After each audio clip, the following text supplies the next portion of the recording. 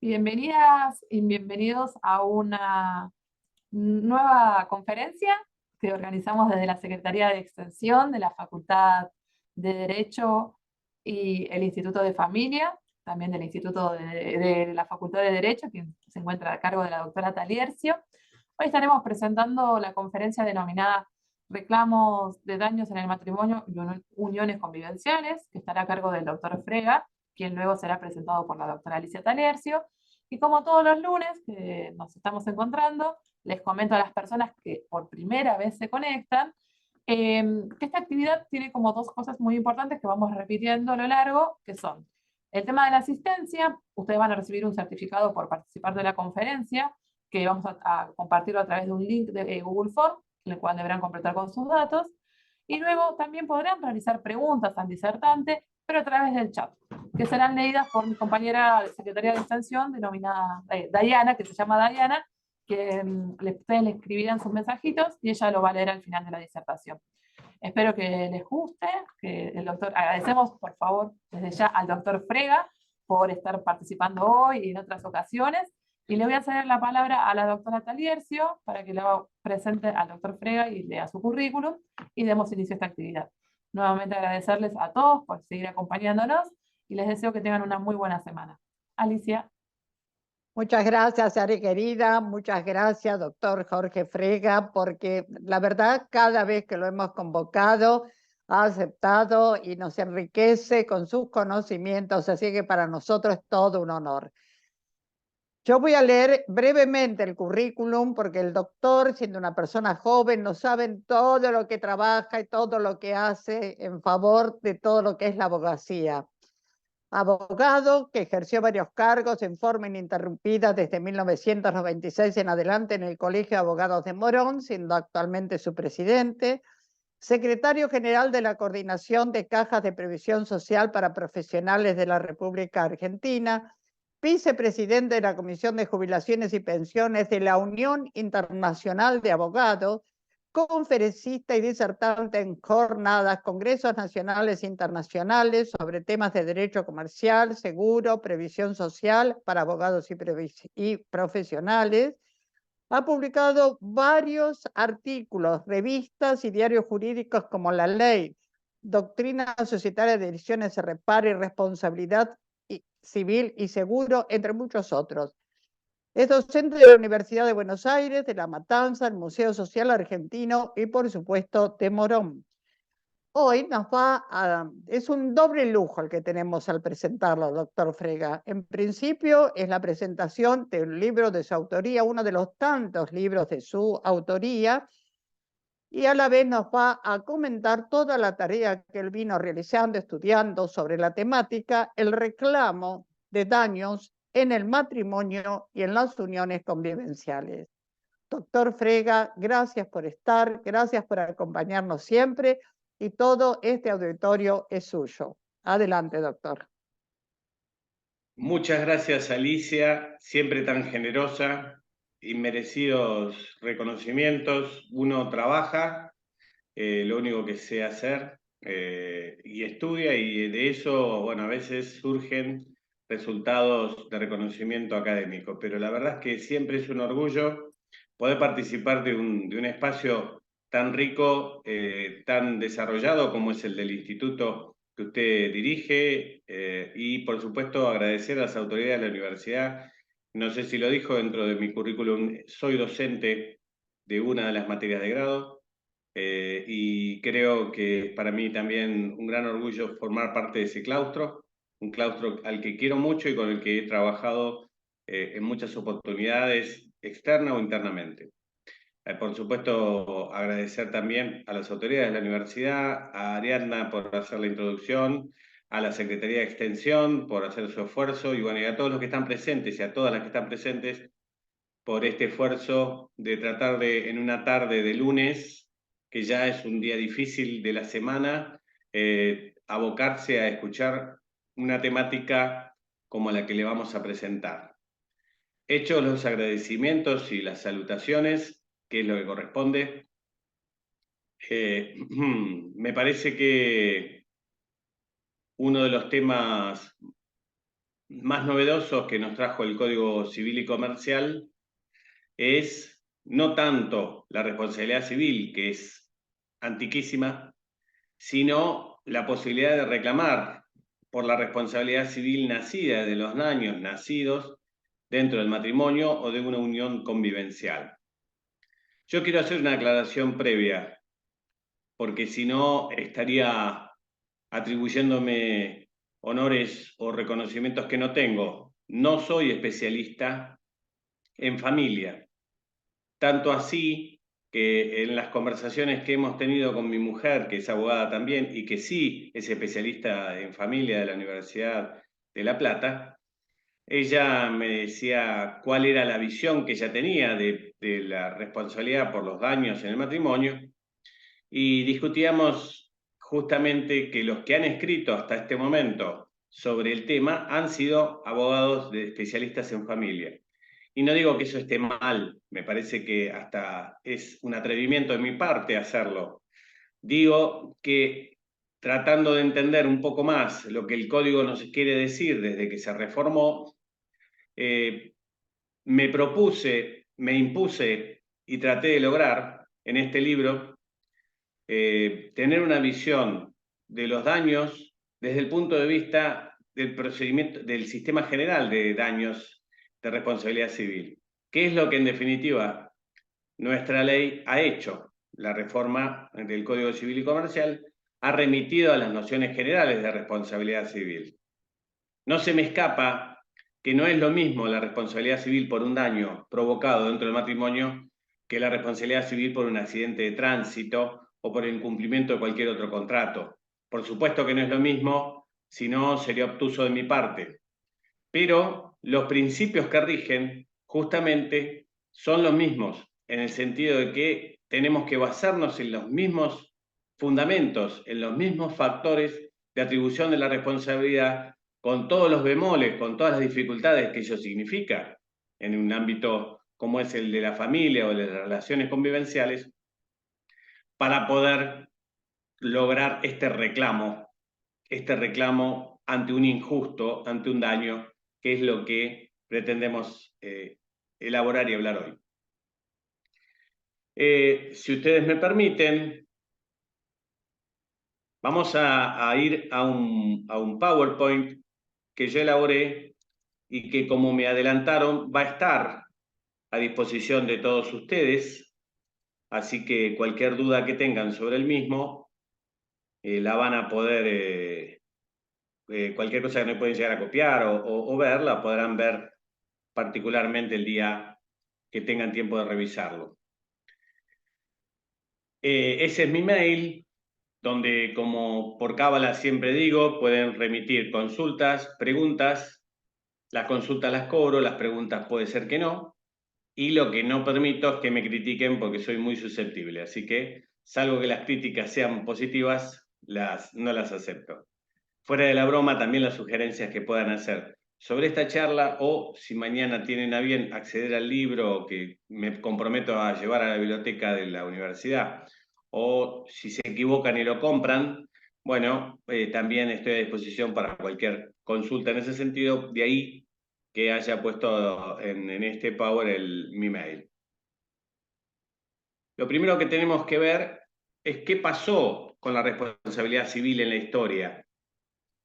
Primero quiero decirles, los daños alguien los paga, siempre. Parece ridículo decir esto, o parece obvio según cómo lo miremos. Pero la verdad es que los daños los puede pagar la misma víctima, que es lo que acontece en muchas formas de daño. La víctima sufre el daño y lo padece, y lo paga emocionalmente, lo paga patrimonialmente. Justamente para evitar esto, para que quien se siente dañado pueda justamente acceder a una recomposición de su patrimonio, en lo que pueda ser recompuesto patrimonialmente, o de sus derechos personales o personalísimos, bueno, es que el derecho se ha abocado desde siempre a tratar de, al menos, aminorar o evitar que ese daño se produzca y luego, más todavía, a resarcirlo. La responsabilidad civil ha nacido más bien en una evolución que tiene que ver con esto de socializar el derecho. Esto es, el derecho es una creación de una comunidad que decide someterse a ciertas reglas o normas jurídicas para lograr algo muy importante, que es aminorar sus riesgos.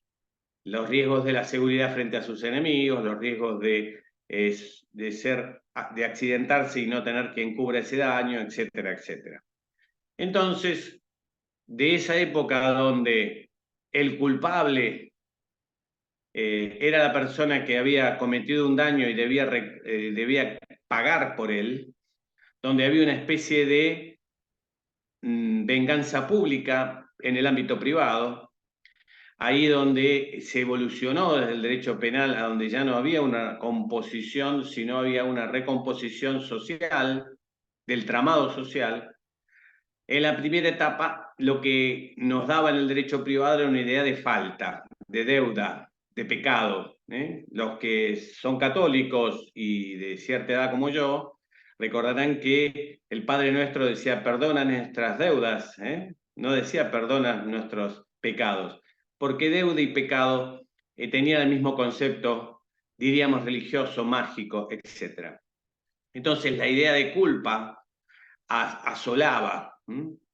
Pero esa idea de culpa, que en definitiva fue limitada con aquel Aquilio de Roma, al decir, bueno, la culpa tiene que consistir en una negligencia, impericia, imprudencia, porque si no, todo daño era culpa. Entonces se limitó, conforme nos explica muy bien Mosetti Turraspe. Pero claro, esa culpa como límite terminó teniendo algunas dificultades, como es que muchos casos donde no hubo culpa quedaban sin indemnización. Y así nació aquella idea de la responsabilidad sin culpa o de las responsabilidades objetivas o de la culpa presunta, que en definitiva son todas visiones de lo mismo, de empezar a poner el resalto a la víctima y no tanto castigar al dañador, ¿sí? O sea que la indemnización no es punitiva, sino más bien resarcitoria. Este concepto, si bien es así esgrimido y así aparece en nuestra ley, veremos que es relativo. Por eso la importancia del seguro, porque claro, un daño muy grande provocado por alguien con un patrimonio muy pequeño puede significar un doble castigo para el dañador que no puede pagarlo y para la víctima que no va a ser indemnizado porque es insuficiente ese patrimonio. Entonces, dispersar los riesgos a través del entramado social se puede hacer de muchas formas, desde la seguridad social, desde el seguro, ¿sí? Desde fondos administrados por el Estado o por algún particular, pero siempre se trata de distribuir los riesgos para que toda la comunidad pueda hacer frente a una necesidad común que es resarcir a quien sufrió un daño. Entonces, reparar un daño hoy es una función social. Al Estado le interesa que se reparen los daños, porque cada daño que queda sin reparar es una persona que sale de la actividad social, que sale de la actividad comercial y que tiene costos paralelos, ocultos, que no se ven, pero que siguen dañando al entramado social.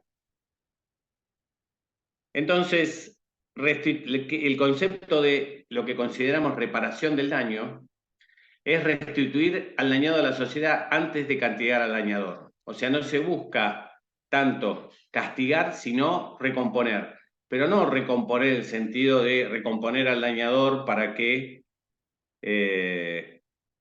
pueda volver a la sociedad, como podría ser el derecho penal, que eso sería más punitivo, sino tratar de buscar que el dañado recupere las herramientas posibles para poder obtener esa reinserción. Esto nace a una nueva teoría que ya no es la de la responsabilidad civil, sino la conocida como derecho de daños, donde se pone en mira no tanto al victimario, sino a la víctima. El Estado también tiene su faz patrimonial y ha pasado por 3 fases, una de irresponsabilidad absoluta, donde el Estado no tenía que responder frente a nadie, otra de responsabilidad civil individual y ahora se trata de pensar en una responsabilidad social o colectiva, tanto en la actividad lícita como en la actividad ilícita. O sea que el Estado también puede llegar a responder por algunos daños en la medida en que la ley lo permita y conforme la composición que la ley permite, porque el Estado tiene una función social y no puede entrar en quiebra. Es una frase que acabo de decir y que ustedes estarán pensando, y sí, el Estado no puede entrar en quiebra, pero ¿cuántas veces quebró el Estado argentino, no? Pero bueno, no debería, ¿sí? Un fenómeno que, y ahora me voy a permitir explicarles primero, repasar con ustedes primero los fundamentos esenciales de la responsabilidad civil, porque desde ahí tenemos que partir. Y por eso les digo, pido disculpas porque no vamos a arrancar desde la parte del código que habla del derecho de familia, vamos a arrancar desde la parte que la ley el derecho del Código Civil, perdón, remite, que no es la parte de familia, sino la parte de responsabilidad civil. Por eso nos vamos a dirigir ahí. El 1716 dice que existe una obligación de reparar, el deber de reparar, la violación del deber de reparar, de no dañar a otro, o el incumplimiento de una obligación da lugar a la reparación del daño causado, conforme a las disposiciones de este código. O sea que si hay un daño y ese daño fue causado por alguien, en principio tiene que haber reparación de aquel que provocó el daño. Por supuesto, dentro de las condiciones que vamos a ver ahora, que son los conocidos como factores de imputación de la responsabilidad. Pero en principio es un avance importante. Hay un principio genérico que se llama deber de no dañar. Aunque no hay una ley que diga específicamente esto, que no diga este daño debe ser indemnizado de esta manera, cualquier daño debe ser reparado. E inclusive la idea es que si hay un daño, hay ilicitud, porque la ilicitud justamente consiste en dañar. Cuando era chiquito, íbamos a jugar a la casa de algún amigo y decíamos, el que rompe, paga. ¿Sí? Quizás algunos de ustedes recordarán que se decía eso. Bueno, ese es el 1716. El que daña, paga. ¿Sí? Ahora, lo que ha hecho el Código Civil y Comercial le dijo, basta distinguir entre responsabilidad civil, contractual y extracontractual. Unificamos el concepto de ambas. Entonces, hoy no nos tenemos que detener en primer momento en distinguir si es el cumplimiento de un contrato o el incumplimiento de la ley en general, si es un hecho ilícito en general o es un hecho de incumplimiento contractual. En cualquiera de los casos hay deber de responder y los principios generales son los que estamos estudiando.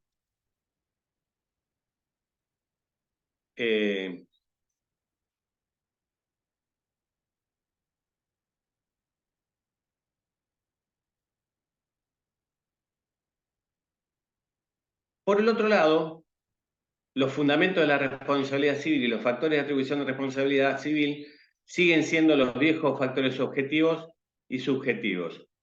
Pero sin embargo me quiero detener específicamente en el 1710 y esta nueva figura que apareció en el Código Civil y Comercial, que es el deber de prevención, ¿sí? Esto es lo que se conocen como acciones preventivas, o sea, la responsabilidad civil ya no se subsume solo en reparar, sino también en prevenir. Y en tal sentido, las acciones de prevención ya no son acciones de medidas cautelares, sino acciones que se agotan en sí mismas en lograr la prevención del daño, ¿sí? Entonces, en este caso, y lo traigo a colación por lo que tiene que ver con la responsabilidad en el ámbito del matrimonio, en este caso, también se pueden iniciar acciones para que cese o para que se interrumpa un peligro concreto. Imaginemos situaciones de amenaza concretas, ¿sí? Nosotros tenemos la famosa medida cautelar por violencia, pero también hay acciones autónomas que se pueden plantear como previas a que el daño sea más grande, porque una cosa es que me amenacen o me violenten y otra cosa es que concreten esa amenaza. Entonces, una acción de fondo y más profunda puede ser prevista desde este lado y sin necesidad de acceder al otro recurso que es el de la medida cautelar, el que ustedes ya utilizan habitualmente.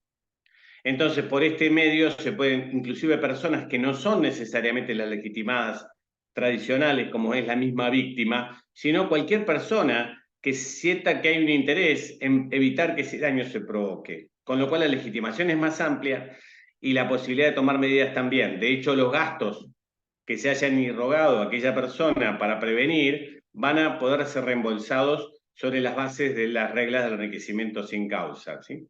Entonces, en ese caso, el juez, ¿qué va a decir? Tomar las diligencias para evitar, de buena fe y disponiendo de medidas razonables, evitar el daño, disminuir su magnitud o no agravarlo, si ya se ha producido.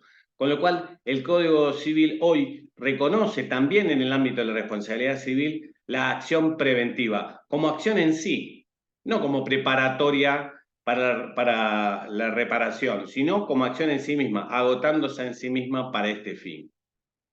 Importante a tener en cuenta en el ámbito en que estamos hablando. Por el otro lado, vuelve a guardar la función resarcitoria. Este deber de reparar surge de la violación del deber de no dañar a otro o del cumplimiento de una obligación. El famoso alterum non ladere con base constitucional, ¿sí? El que daña, el que rompe, paga. Muy bien. El principio es que serán los factores de atribución de la responsabilidad también en donde estamos hablando, o sea, en los daños en el matrimonio, porque por remisión ahí es donde tenemos que actuar, se dan los famosos factores de atribución del 1721, que es la culpa clásica, impericia, negligencia, imprudencia, ¿se acuerdan? Desconocimiento del arte o profesión, ¿sí? Que generen un daño, ¿sí? Tanto sea por acción o por omisión, ¿no? Por el hecho concreto de hacer o por dejar de hacer. No asisto cuando debía asistir, asisto mal cuando no debía asistir, a mi cónyuge, a mi pareja, ¿sí? A mi conviviente. El dolo en su concepto clásico, ¿sí? Daño con intención, con voluntad, discernimiento, voy y daño. Le pego a mi pareja, ¿sí? Daño, concretamente intencional, lo hago con toda la intención posible. O también con una manifiesta indiferencia a los intereses ajenos. Algunos ven aquí el dolo eventual, ¿sí? No me importa. Actúo de tal manera que pareciera que lo hago a propósito, sería.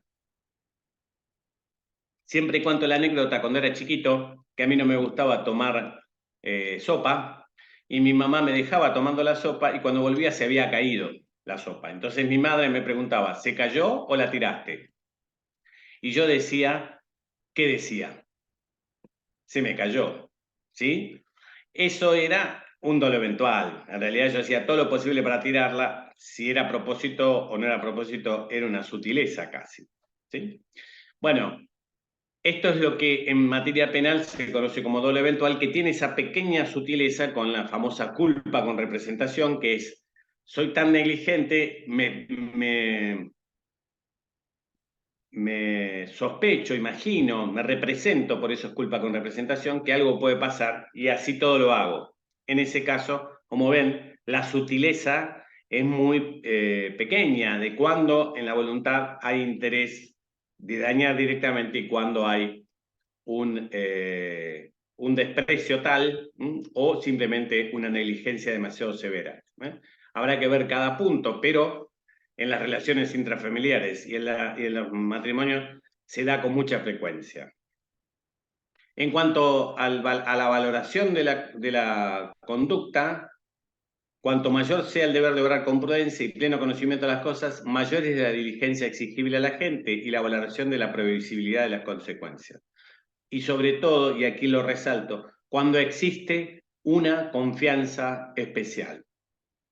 Y en general, la relación afectiva, que es más que afectiva, es amorosa, cuenta de tres patas: una pasional, otra de intimidad, que es distinta de la pasión, la intimidad en el sentido de que yo le cuento al otro todos mis secretos, y otra que tiene que ver con la confianza.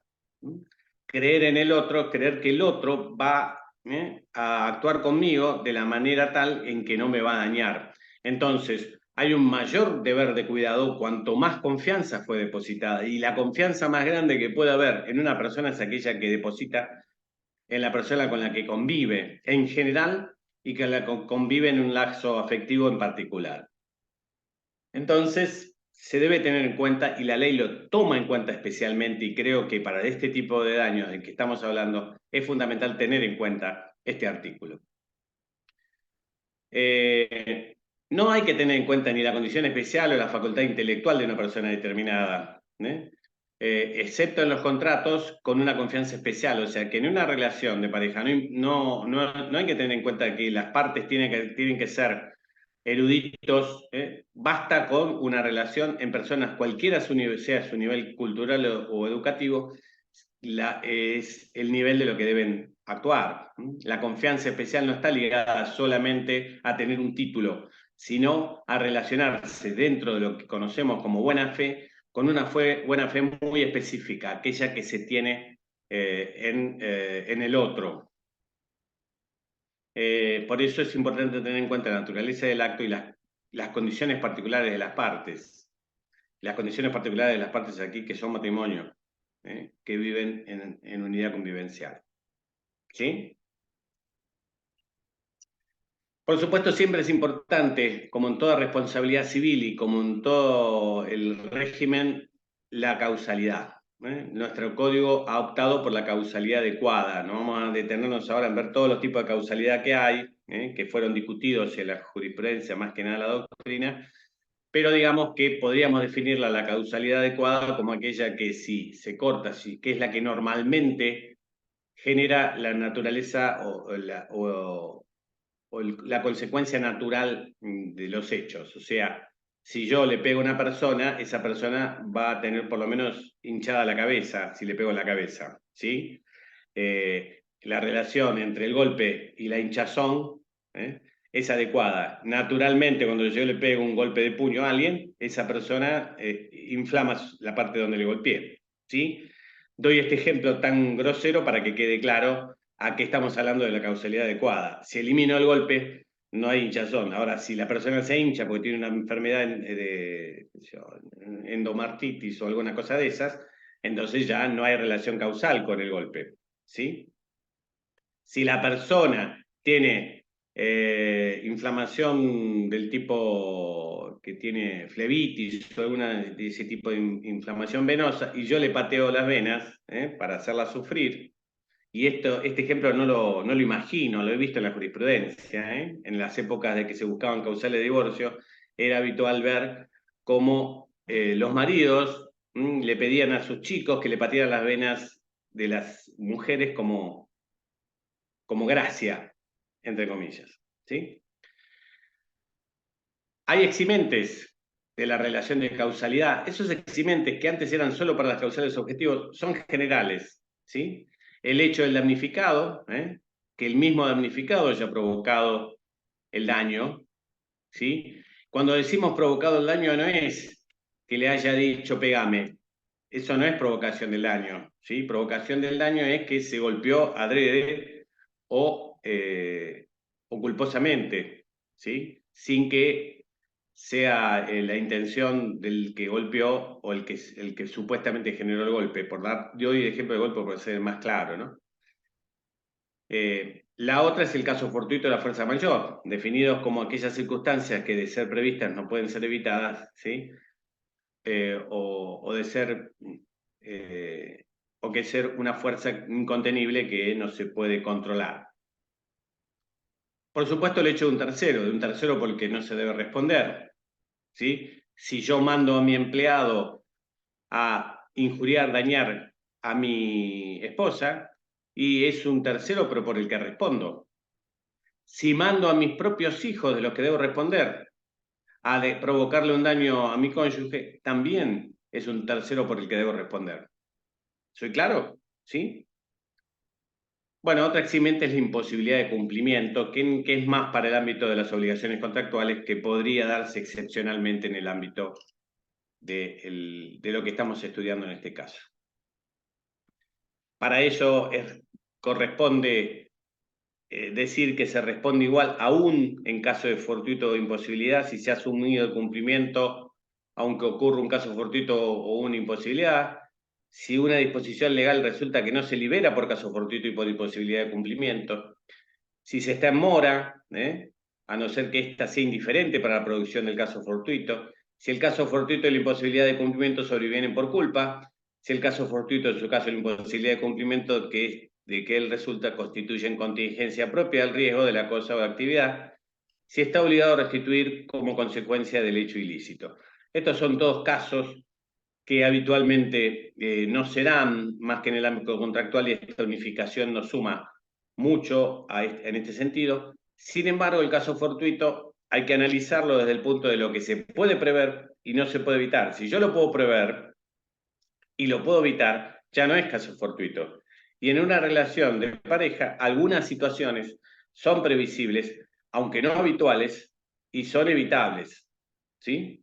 Entonces, tengamos en cuenta que cierta actitud, cierta forma de manejarse riesgosa, aún aceptada por ambas partes, cede frente a que ella pueda tener un daño justamente porque la aceptación no tiene que ser ilimitada de ese riesgo, ¿sí? Yo estoy con una persona que es violenta. Bueno, yo acepté que la persona sea violenta. Es más, a veces he sido violento yo. Entonces, ¿eso justifica la acción de violencia? No, no, para nada. La reparación, ¿qué es lo que se indemniza en todo el sistema? Bueno, la reparación es plena. Antes se hablaba de integral. Se dice que es mejor plena que integral. La verdad que en mi pobre entendimiento no veo gran diferencia. Se ha querido hacer hincapié en que no debe faltar nada, que debe ser completa. Pero bueno, ¿qué incluye la reparación? Bueno, como principio general es volver las cosas al estado anterior, como nos enseñaron en la facultad hace mucho. Sin embargo, todo no se puede volver al estado anterior, ¿no? Claramente, si perdí una pierna, no la voy a recuperar, no vuelve a crecer una pierna. Lo que puedo hacer es indemnizar las consecuencias patrimoniales de esa pérdida desde el punto de vista de lo que es el patrimonio en sí, el lucro cesante, el beneficio esperado, de acuerdo a alguna probabilidad objetiva, y la pérdida de chances, el proyecto que yo tenía para hacer con ese patrimonio y que hoy no lo puedo realizar. Pero además, esos que son los patrimoniales, se siguen también los que son de tipo personal o personalísimo, o sea, los extrapatrimoniales, como lo llama el código ahora, que son aquellos que tienen que ver con la integridad personal, la salud psicofísica, las afecciones espirituales legítimas que normalmente seguimos llamando daño moral, y las que resulten de la interferencia en su proyecto de vida. Hay que detenerse especialmente en este punto, en la interferencia de un proyecto de vida, porque justamente las uniones convivenciales y el matrimonio, quizás más aún, tienen un proyecto de vida. Y ese proyecto de vida se interfiere por el accionar dañoso de uno de los cónyuges o uno de los convivientes.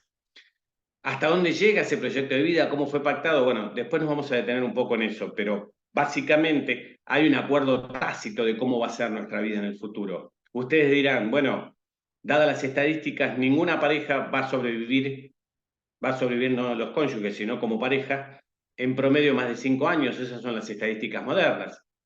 Sin embargo, 7 en el mejor de los casos.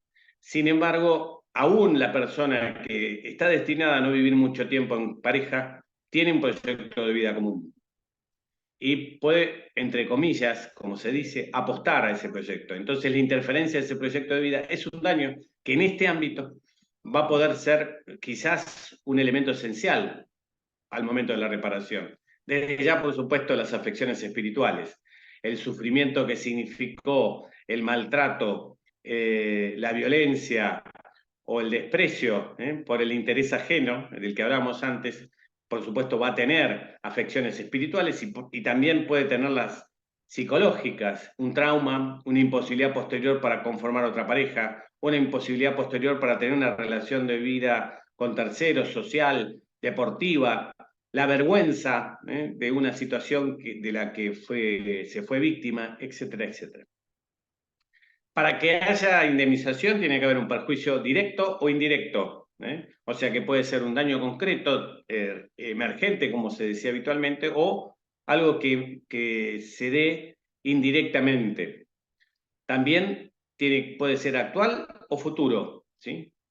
y por supuesto cierto, debe estar demostrado y acreditado, y subsistente. Subsistente no en el sentido de que sí tenga que seguir existiendo el momento en que es reclamado, sino que no haya sido indemnizado, que no haya sido reparado económicamente. En ese sentido debe subsistir. Como le dijimos, la pérdida de chance es indemnizable en la medida de su razonabilidad y una adecuada relación causal con el hecho generador, ¿sí? Mi proyecto de vida se fue cercenado, yo podía hacer tales negocios, y esta relación dañina, esta situación maliciosa en la que me encontraba, me impidió hacer tal o cual negocio concreto. Estamos hablando del ámbito patrimonial, no estamos hablando del proyecto o interferencia de vida, que estamos hablando en el ámbito personal. En el patrimonial estamos hablando, ¿sí? Algo parecido a lo que pasa con el lucro cesante. Mientras que el lucro cesante es una ganancia esperada, la pérdida de chance es una imposibilidad concreta. Son análogos, pero es una imposibilidad concreta de hacer uno o varios negocios concretos, ¿sí? En ambos casos se tiene que ver y tener en cuenta, por supuesto, la relación de causalidad y la posibilidad de probarlo. Lo que pasó no necesariamente tiene por qué pasar, pero el pasado siempre es un buen reflejo de lo que pudo haber sido. Soy claro, ¿no? Esto es lo que tiene que ver con la pérdida de chance. El 1739 lo pueden ver. Bueno, en el caso de las indemnizaciones por hechos no patrimoniales, por daños no patrimoniales, incluye el caso de la muerte o una gran discapacidad.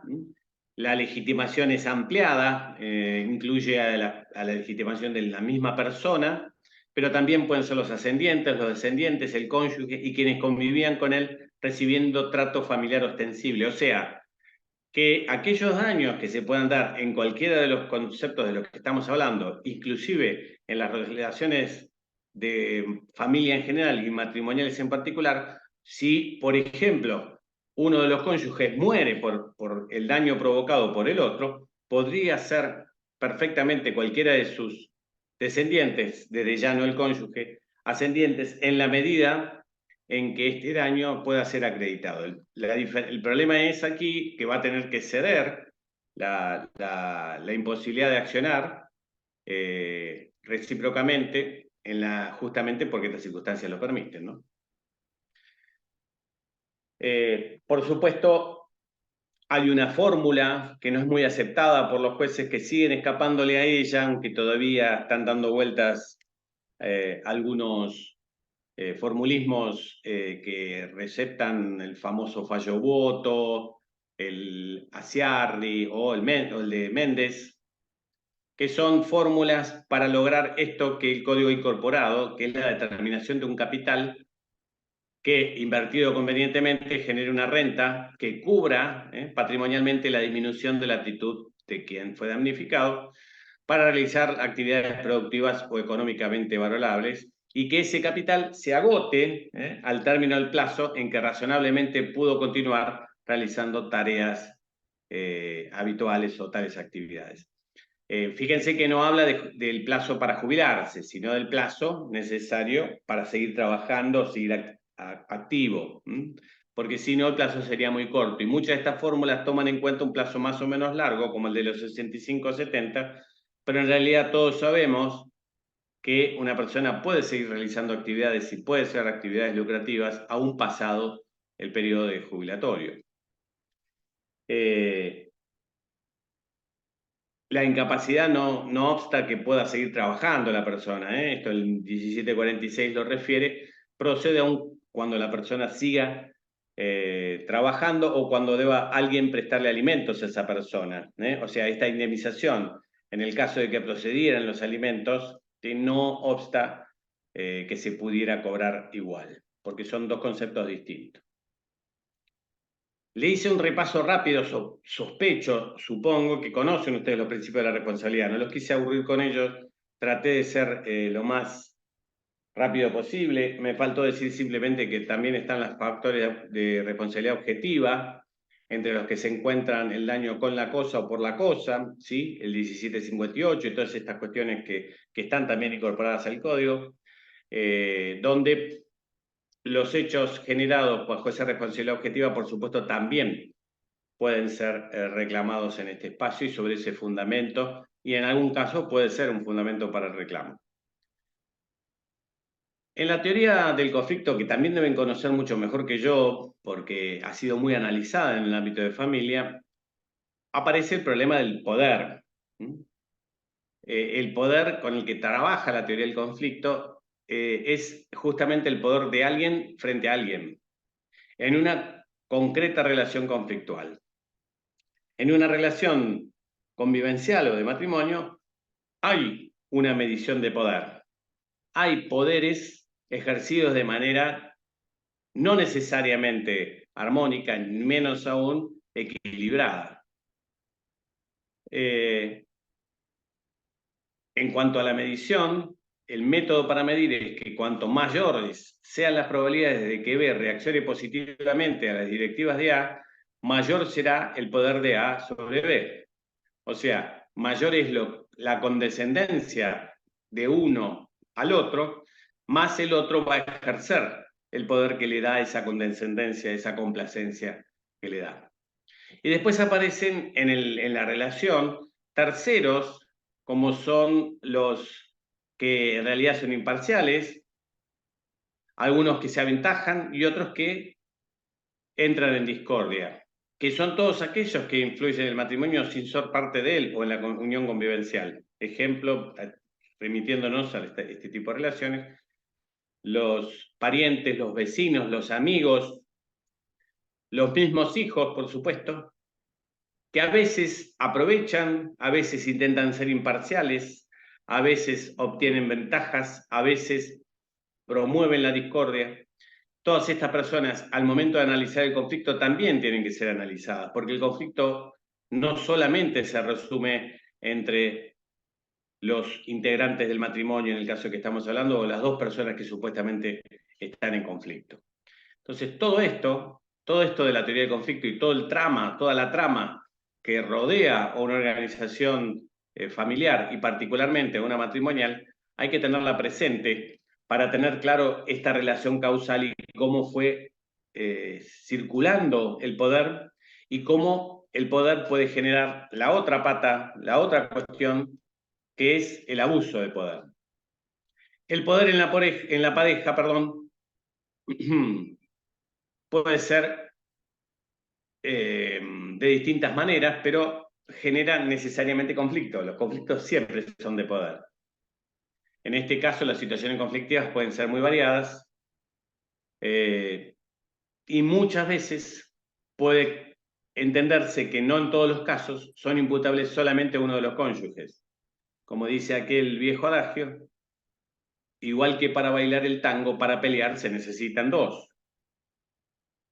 Pero aquí aparece con mucha importancia lo que se conoce como distribución de roles y funciones en la relación, que tiene que ver principalmente con el mandato o poder que se conceden recíprocamente. Yo cocino, no te metas en mi cocina. ¿Sí?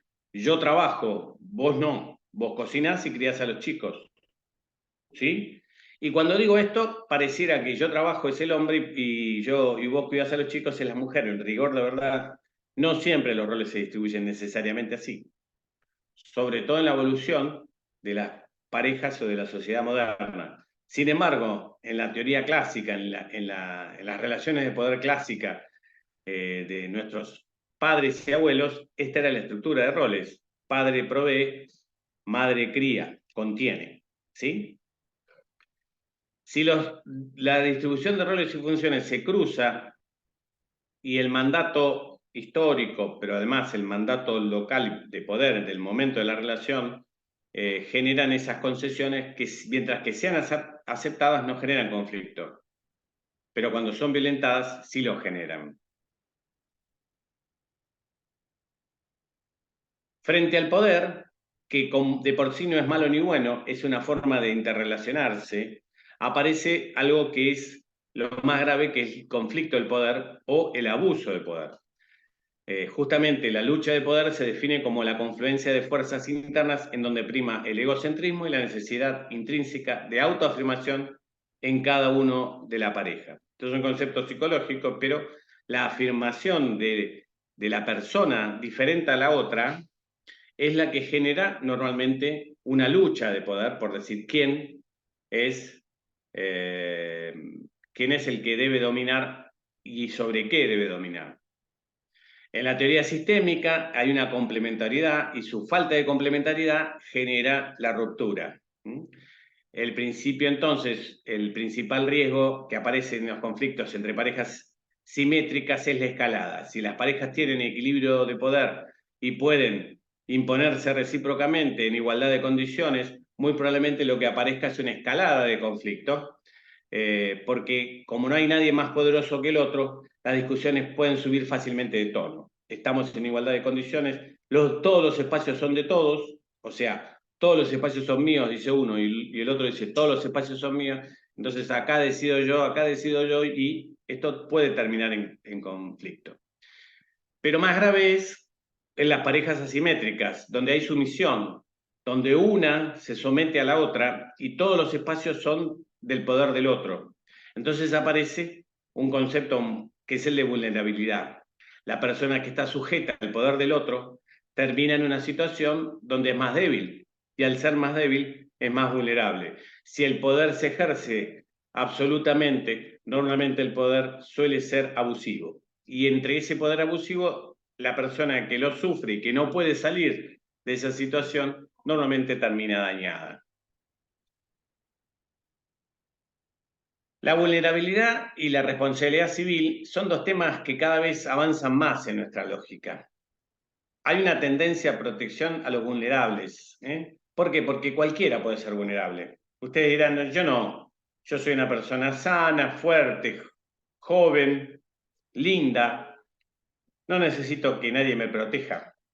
Sin embargo, yo, que no soy nada de las cosas que les acabo de decir, pero que todavía me siento bien y que me siento fuerte, salgo a la calle, me atropello un auto y quedo en silla de ruedas y ya no soy la misma persona que era hace un rato y estoy en una situación de vulnerabilidad, principalmente en ese momento en que me recogen de la calle y me llevan al hospital, ¿verdad? O sea que la vulnerabilidad está a la vuelta de la esquina para cualquier persona. Ahora, hay algunas personas que la ley presume que son vulnerables porque el entramado social, porque la historia, porque la tendencia social nos va diciendo que lo son. Empezamos primero con los trabajadores, que los supusimos vulnerables frente al empleador. Seguimos con con los menores y con los ancianos, luego con las personas con discapacidad, y podemos ir avanzando y llegando a, inclusive, por supuesto, desde hace mucho tiempo, las mujeres, las diversidades de género, etcétera, etcétera. Frente a toda esa situación, frente a toda esa situación de vulnerabilidad presunta o real, el Estado sale con lo que se conoce con, yo diría, con los prejuicios positivos o prejuicios jurídicos. Frente a un prejuicio que es que las mujeres son débiles, existe un prejuicio positivo que es que hay que equiparar sus oportunidades porque ellas son más vulnerables. Ustedes dirán, ¿todas las mujeres son vulnerables? Quizás no, como tampoco lo eran todos los trabajadores ni todos los consumidores. Pero la verdad es que la situación en la que se encuentran en nuestra sociedad hoy hace que podamos presumir que hay una situación de vulnerabilidad presunta y que para poder compensarla la única forma de superar ese desequilibrio es una presunción positiva, que es las presunciones jurídicas, ¿sí? Entonces la víctima es vulnerable en cualquier situación y sobre todo si además ya está dentro de un ámbito propio de vulnerabilidad. O sea, si además de víctima también es mujer o es persona con discapacidad, ¿sí? Es pobre, ¿sí? Seguramente pobre en cualquiera de los sentidos, no solamente económico, sino cultural, ¿sí? No ha tenido acceso a la educación formal, etcétera, etcétera, está en más situación de vulnerabilidad. Entonces, aquellos que pueden ser heridos o dañados, ciertos grupos de personas que, por sus característicos, son más susceptibles de los daños que provoca la sociedad, aquellos que están más desprotegidos, los que no pueden enfrentar un medio hostil, discriminatorio y violento, esos son los vulnerables. El prólogo del libro que escribió Fundehus que se llama Los Vulnerables, o Vulnerables, perdón, y que está escrito allá por el 2011 por Argibay, Carmen Argibay, nos refiere esta definición muy interesante de vulnerabilidad.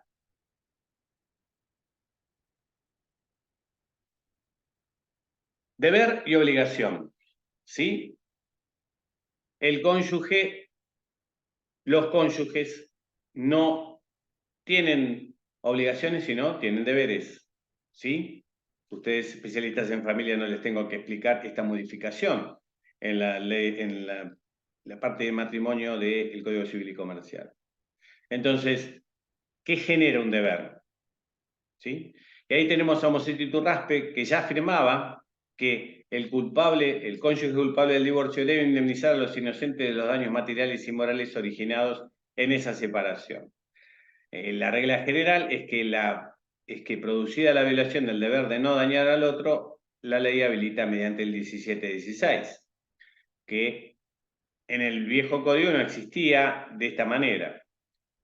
Ahora, el incumplimiento de los deberes matrimoniales es antijurídico, porque al cambiar de categoría de obligación, las obligaciones nacidas del matrimonio, a un deber, pareciera que se les bajó de categoría. Y esto coincide con la nueva concepción del divorcio o de la disrupción de la relación, no como sanción, sino como remedio. Entonces no se castiga al cónyuge, de manera no hay castigo alguno, como sí lo pudo haber en el viejo código, no hay quien sea culpable de divorcio, ¿sí? Ni tampoco presunción de culpabilidad de ambos, como era el divorcio de presentación conjunta. Hoy por hoy nos divorciamos, terminó la relación, uno solo de los cónyuges o una sola de los convivientes decide separarse y la relación se terminó. A los que son más jóvenes en esta charla, seguramente les suena más común. Para nosotros que somos más viejos, no era tan fácil pensar en que la disrupción sea tan así drástica. Mirá, me cansé o quiero hacer otra cosa, me voy. Me sigue sorprendiendo en las generaciones modernas que, bueno, hoy vivimos juntos, mañana no. Nos seguimos queriendo, pero ahora no vamos a vivir juntos. O sea que el deber de cohabitar se cortó.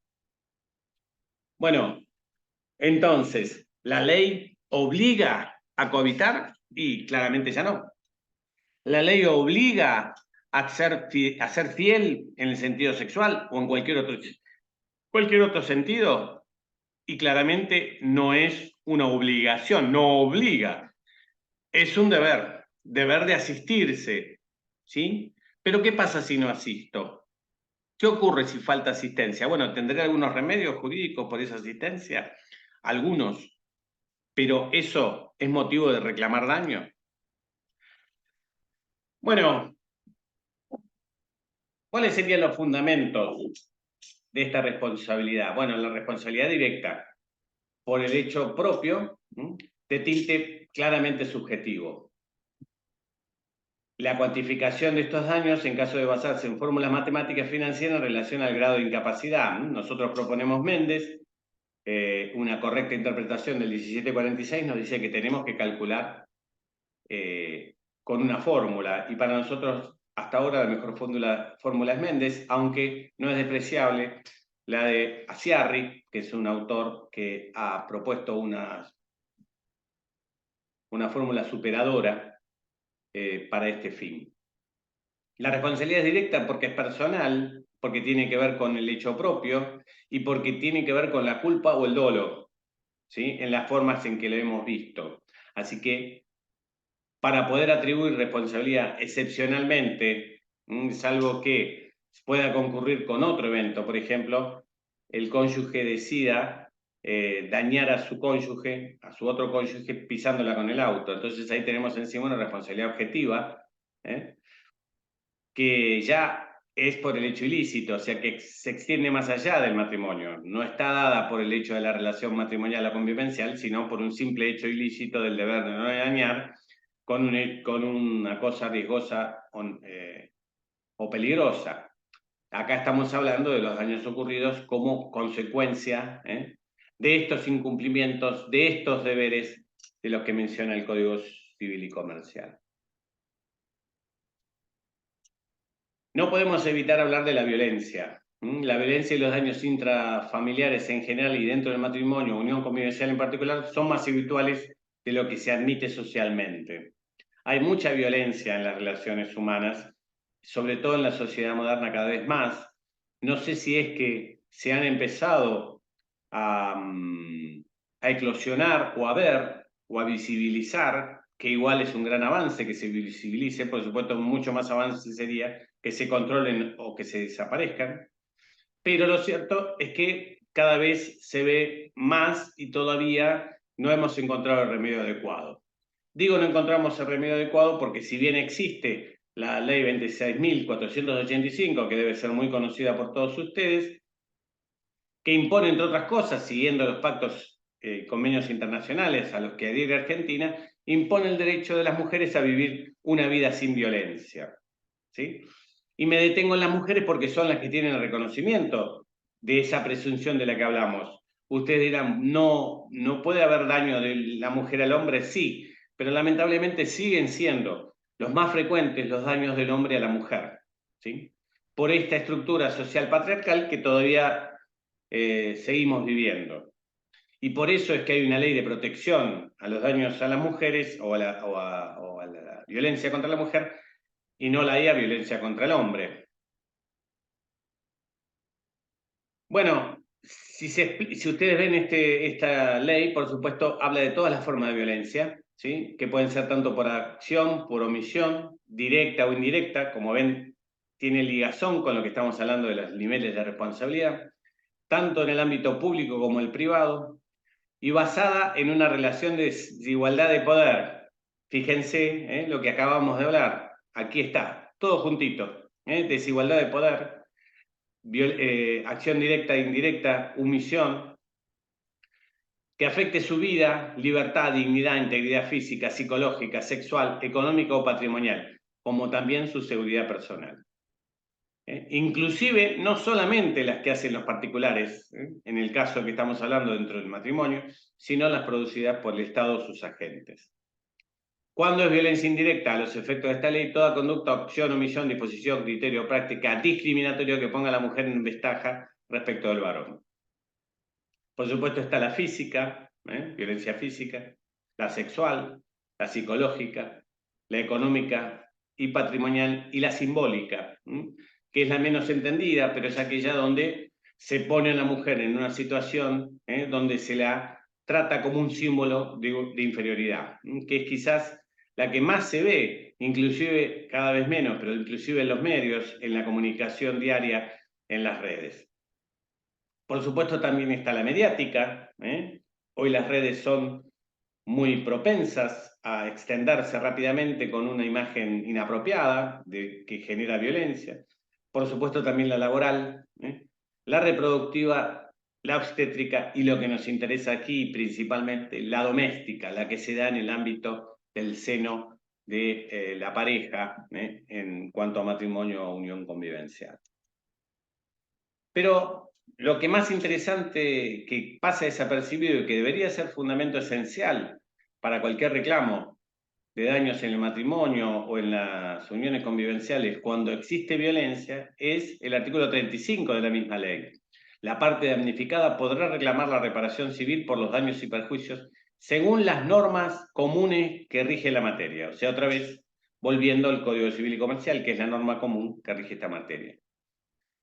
Aquí hay que tener presente que el procedimiento de violencia que esta ley impone y que imponen los códigos de procedimientos locales, tiene que ser la forma de prueba esencial, primaria, que vamos a utilizar en un reclamo posterior, ¿sí?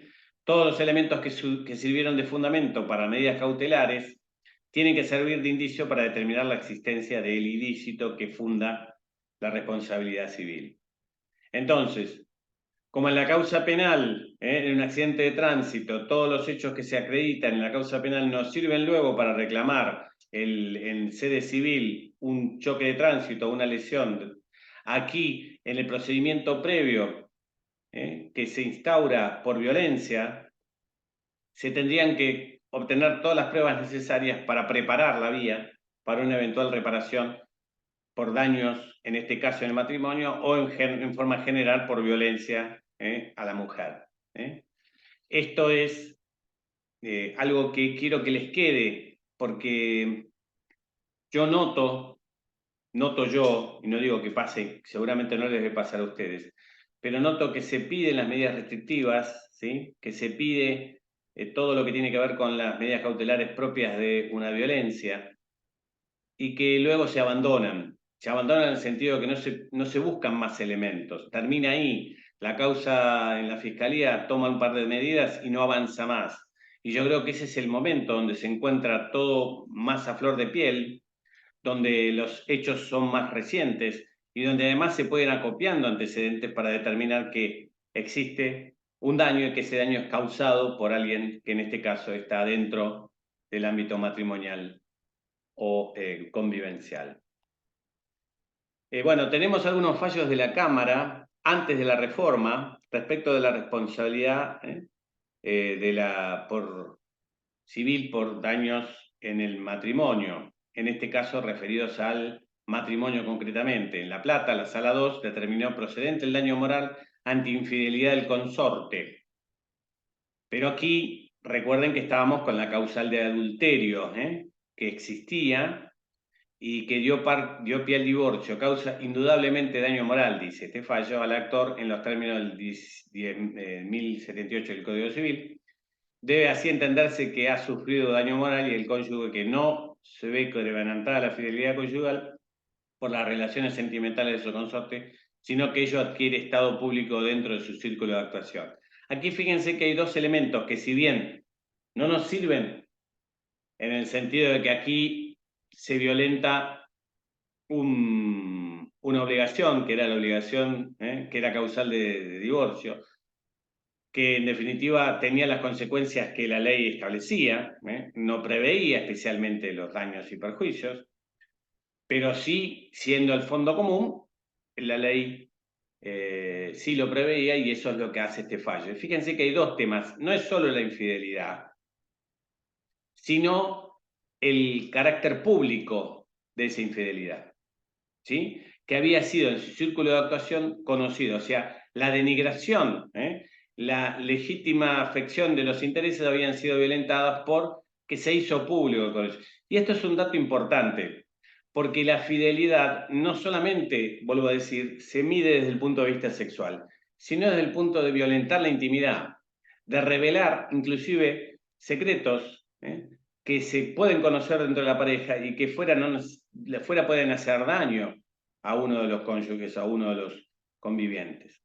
Y esto hay que tenerlo presente porque tiene que ver con este proyecto de vida y con todo lo que uno entrega a su pareja justamente en aras de ese proyecto de vida, que es parte de la afección, que es parte de la relación amorosa, que no puede solamente estar ligada por una relación sexual o por una relación de conveniencia, sino también por una relación de intimidad, en el sentido de confianza recíproca. Por eso violentar esa confianza es más infidelidad, a veces que en los tiempos modernos que la infidelidad sexual. ¿Sí? La Sala C de la Cámara de Apelaciones en lo Civil se pronunció a favor de indemnizar el daño moral causado en el divorcio. La Sala F, en la misma Cámara, también sentó el mismo criterio en caso de infidelidad. La sentencia sobre el tema llevó a que la Cámara Nacional, que tenían contradicciones, en el 1994, en el plenario que sostuvo que pueden ser reparables los daños morales causados por el cónyuge culpable en consecuencia de los hechos constitutivos de causales de divorcio. Con esta apertura de criterio, cualquier hecho constitutivo de divorcio que cause un daño moral al cónyuge inocente da lugar a la indemnización de daño moral si se presentan todos los elementos de responsabilidad extracontractual. Fíjense que era un avance bastante importante en el 94 que dio pie a que se pudiera pensar en un reclamo más general.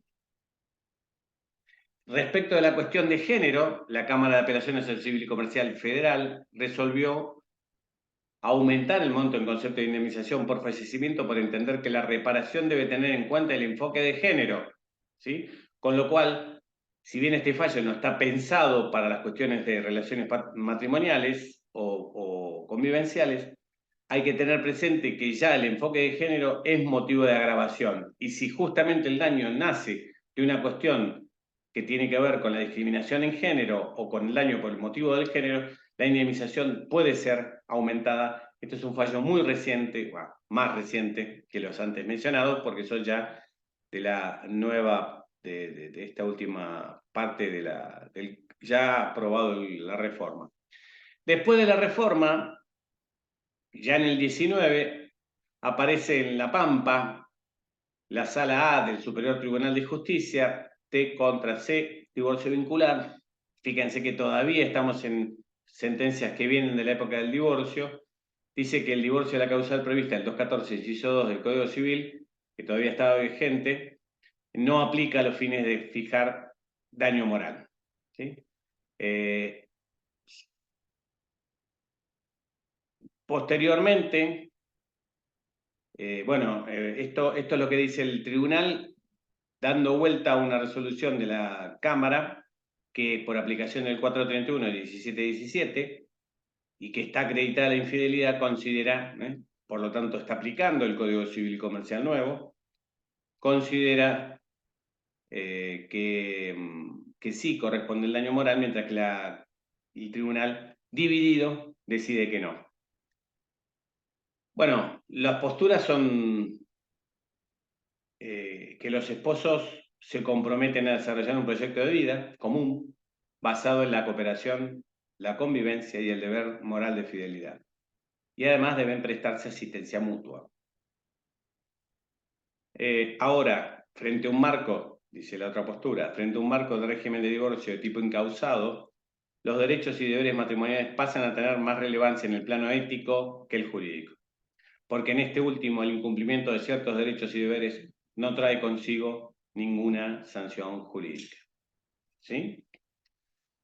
Estas son las dos posiciones, por supuesto, como sabrán, ganó la segunda, y dejó sin efecto bueno, algo me pasó porque sigue.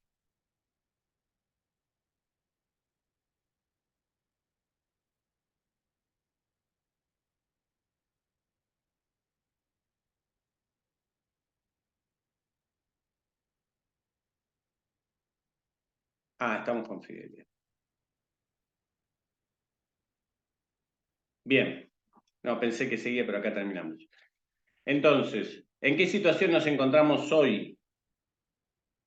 Bueno, aquí tiene que ver mucho esta cuestión de el proyecto de vida. ¿Sí? La fidelidad. La asistencia recíproca. Todos estos deberes que establece nuestro Código Civil Comercial dentro del matrimonio.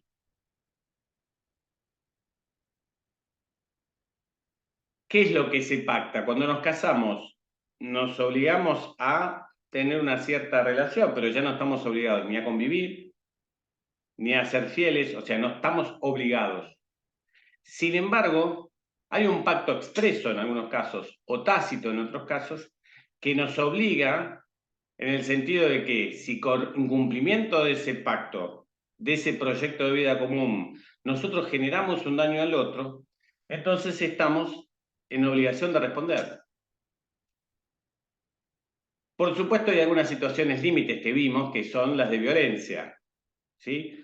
¿Qué es lo que es claro que no vamos a pactar nunca? ¿Qué no pacta nadie en las circunstancias naturales? Y convivir con alguien que es violento con uno. Sobre todo cuando esa persona es la persona vulnerable y es agredida como sistema, como forma de convivencia con respecto del cónyuge en estado de situación de inferioridad de poder. Entonces, ¿qué tengo que acreditar si yo quiero reclamar ese daño? Primero, por supuesto, la violencia. Segundo, la relación causal entre esa violencia y el daño, que puede ser psíquico, puede ser moral o de las legítimas afectaciones, inclusive puede ser físico. Personas que fueron golpeadas sistemáticamente, termina con una relación permanente, o personas que han vivido en una situación denigrante, obligadas a trabajar en exceso, a dormir poco, en fin, o en una situación de estrés permanente. Todo eso genera daños neurológicos o físicos que también tienen relación causal con esa situación. Por eso los actos de violencia, que son lamentablemente cada vez más comunes, podrían incorporarse dentro del concepto de violencia general y podríamos decir, bueno, estos son parte de la responsabilidad por cualquier violencia. Pero aquí lo que estoy tratando de resaltar es que no es solamente que se da una violencia entre hombre y mujer, sino se da en el seno de una relación que está construida sobre esa base o que devino en esa base. Entonces, podemos ir a los extremos, que es lo que se suele decir, tanto en la violencia, la infidelidad.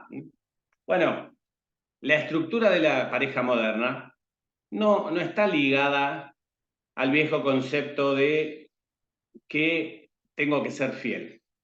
De hecho, el poliamor, del que ustedes habrán escuchado hablar, podría ser una forma de pacto de pareja, un proyecto de vida. Yo pacto con mi pareja que puedo tener todas las personas del sexo que quiera en relaciones que en principio sean relaciones casuales. Si la relación ya se transforma en afectiva, habrán visto y escuchado mucho que pasa esto, entonces yo no voy a permitirlo. De hecho, en el libro hay un análisis estadístico sobre la infidelidad, que la mujer suele sentirse más dañada por la infidelidad afectiva que por la infidelidad sexual. O sea, que puede perdonar más una infidelidad sexual que no una afectiva. Y al inverso, el hombre no. El hombre se siente más denigrado por una infidelidad sexual. ¿Sí? Bueno, puedo haber armado el proyecto de vida así, pero ese proyecto de vida tiene que estar armado así. O sea, yo tengo que haber aceptado que mi proyecto de vida es este. Y ustedes dicen, bueno, pero el proyecto de vida es para toda la vida. No, claramente ya no. Pero tiene una proyección de continuidad inmediata que también hay que respetar y que también puede ser fruto de un pacto tácito. ¿Sí? Entonces, ¿qué tengo que hacer para acreditar? Primero tengo que acreditar que ese es el pacto tácito, que eso es lo que nosotros habíamos pactado de alguna manera, lo que es difícil pero no imposible. Por supuesto, nadie pudo haber pactado. Ustedes dirán, bueno, los que son sádicos masoquistas, y bueno, entonces ahí la violencia es parte de la relación. Bueno, es una excepción y seguramente también tiene sus límites, ¿no? Porque tanto el sádico como el masoquista no quiere terminar en silla de ruedas. Con lo cual, la violencia en exceso también ahí no va a ser parte del proyecto. Cuando es no, cuando es basta, es basta. Si continúo después del basta, ya no es proyecto, ya no es consentido. No sé si soy claro. ¿Sí? Bueno. Perdón. Sí, Estamos sí. en hora y tengo la facultad, me están informando que hay otros trabajos a posteriori. Perdón, ¿Cómo no? Jorge. Nos No, por quedaríamos favor. escuchando hasta las 10 de la noche, pero te pediría si No, podés por favor. redondear y a la vez vamos a abrir a preguntas porque creo que hay algunas preguntas para... He terminado, podemos irnos en paz. No, pueden preguntar lo que quieran. Bueno, Bueno, primero quiero decirte que clarísimo lo que has expuesto y cómo abre las posibilidades y las mentes. Así que te agradezco infinitamente. Por Yo le voy favor. a pasar la palabra al centro de la Secretaría de Extensión para las preguntas. Adelante. Bueno, Alicia, muchas gracias. Bueno, doctor Jorge, hay una pregunta en el chat de Cristina Tejeda. Dice, pregunto, si un cónyuge que desapareció y se desentendió de un hijo discapacitado y del otro cónyuge enfermo durante 25 años y reaparece, ¿se le puede pedir un resarcimiento o una indemnización o estas acciones prescriben por el paso del tiempo? Bueno, la continuidad es en el daño, la continuidad en el daño sí permite considerar que no está expedito justamente porque no se encuentra la persona y porque el daño se mantiene. Si la persona ha dejado de ser asistida, la continuidad del daño existe. Así que, por lo menos, no va a prescribir el último tiempo de esos daños, ¿sí? En la medida que se pueda acreditar la relación de causalidad, ¿verdad? Espero haber respondido. Trato de ser breve porque sé que estamos con poco tiempo, si no me puedo extender mucho más, pero esto va, les digo como respuesta general, no vayan a los libros de familia, perdónenme los autores de familia a los que aprecio y quiero tanto, vayan a los libros de responsabilidad civil, vayan a ver si hay tan buenos autores, busquen ahí, la teoría del daño, de la prescripción, ahí está, ¿sí? Bueno, hay otra pregunta de Marina Esther Meirojas que dice, ¿cómo se cuantifica el daño que no sea físico? Bueno, es un viejo problema, ¿eh? Hay una teoría moderna, que no es tan moderna, que es la teoría economicista del derecho, que fue incorporada en el Código Civil y Comercial, que se conoce como las satisfacciones sustitutivas, ¿sí? Los jueces la aplican poco, siguen diciendo, considerando las satisfacciones sustitutivas, y no dicen cuáles son. Lo que piensa esta teoría es decir, bueno, a ver, ¿qué hacía esta persona? Y ella era una excelente, le encantaba viajar. Bueno, o vivía en una casa que se caía a pedazos justamente por acción de su marido. Bueno, ¿cuánto sale una casa, remodelar su casa o hacer una casa mejor? Bueno, esta es una medida que permite cuantificar una satisfacción sustitutiva del sufrimiento que padecí o del daño que viví. Por supuesto, esto no está escrito en muchas sentencias, salvo las sentencias del sur de la provincia de Buenos Aires que aplican concretamente esto, pero sí ustedes pueden justificar en ese sentido, y es bueno tener elementos para justificar, porque si no después al momento de apelar una sentencia que dice, fijo el daño moral en 100.000 pesos, uno no sabe por qué, y cuando tiene que apelar dice, ¿qué ataco? Si no queda claro cuál es el fundamento. Entonces, justifiquemos, esta es una persona que tenía una carrera de bailarina y resulta que no pudo bailar más y sufre y la verdad es que ya está grande y ahora quiere ir a bailar, por lo menos denle permítanle que pueda pagar un curso de ballet, que pueda pagar una visita a distintos teatros para ver ballet, qué sé yo. ¿Sí? Fundemos, que no lo hacemos los abogados, pero eso en general, ¿eh?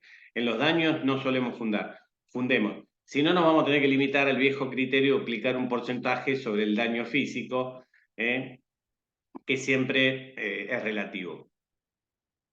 Bien, doctor. Y la última pregunta es de Melody Fasalari, que dice, ¿hay una ley que defienda los derechos del hombre ante la violencia familiar o doméstica? No, pero también hay posibilidad de reclamar daños y perjuicios. El ítem daños y perjuicios, el ítem responsabilidad no tiene límite, no conoce barreras. Nosotros hacemos las distinciones en forma abstracta para poder estudiarlo mejor. Pero la persona que es pisada por otra en un auto, en una bicicleta, por alguien que pasa corriendo y le pega una trompada, porque se le cae un avión en la cabeza, porque la mujer le pega a él, en todos los casos es una persona que sufrió un daño, que el causante del daño es alguien y que esa persona debe repararlo. Así de sencillo, ¿sí? De sencillo y de complicado, porque hay que demostrar la relación causal, el dolo, la negligencia, pero demostrado todo eso, el juez debe fallar a favor. Por eso digo que hay que animarse a reclamar. Si no hay una ley que proteja al hombre, porque se supone que el hombre no es vulnerable de por sí. Ahora, si es un hombre en estado de discapacidad, una persona discapaz, hay una película muy famosa, ¿cómo se llama? Bueno, de donde hay un escritor que lo encuentran accidentado, lo meten en la cama y lo empieza a torturar. Misery. ¿Se han visto Misery? Bueno, es un hombre que es dañado por una mujer y que podría reclamarle daños y perjuicios porque él estaba en estado de vulnerabilidad. Por eso, insisto, cualquiera puede estar en estado de vulnerabilidad. Pero lamentablemente nuestra cultura actual, nuestro orden social actual, hace que en general sean las mujeres las que están en mayor estado de vulnerabilidad. Pero eso no significa que no pueda pasar al revés. Bueno, doctor, muchísimas gracias. Gracias a ustedes. Ha sido un honor, como otra vez, un gusto. Realmente me siento muy bien cada vez que doy una charla acá. Espero que les haya servido de algo. Esto es un espacio que hay que trabajar. no van a encontrar fallos a morirse, pero hay que animarse. Un último punto, jurisdicción de la familia, jurisdicción civil y comercial. No está escrito en ningún lado. Por supuesto, los jueces de familia quieren que sean su jurisdicción, aunque a veces con el trabajo que tienen, no sé si quieren. Ahí Josefina Zumbo que nos está mirando, puede decirnos. Y otras, aquí tenemos notables jueces y funcionarios, pero ventaja del fuero de familia. Conoce el ámbito familiar más de cerca, tiene más amplitud en su proceso para la prueba.